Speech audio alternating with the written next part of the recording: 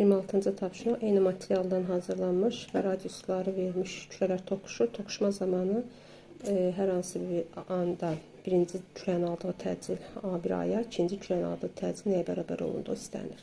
Qarşılıqlı təsir olduğu üçün qüvvələr burada bərabərdir. Newton 3-cü qanuna görə A1-in F1-in yerinə M1A1, düsturuna F2-nin yerinə M2A2 yaza bilərik. Və burada bizdə göründüyü kimi kürələrin radiusları verildiyi üçün kütlə də rho V-yə bərabərdir və yerinə yazsaq rho 1 V1 A1 bərabərdir rho 2 V2 A2 olar. Sadəcə eyni material dediyinə görə bildiyiniz kimi eyni materialların sıxlıqları bərabər olur, ixtisar gedir. Yəni alınır V1 A1 V2 A2 olacaq.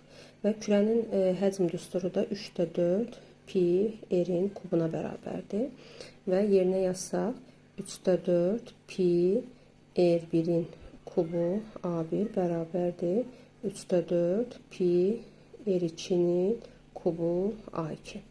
Və burada 3/4 ilə ixtisar gedir, pi'lər ixtisar gedir və nəticə olaraq R1-in kubu A1 bərabərdir R2-nin kubu A2 qalacaq.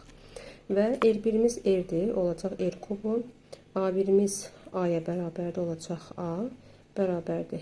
R2-imiz 2R-dir, kub olacaq 8R kubu, A2 istənilir və buradan ixtisarlarımızı aparsaq A bərabərdir 8A2, A2 də bərabərdir A bölünsün 8 olacaq.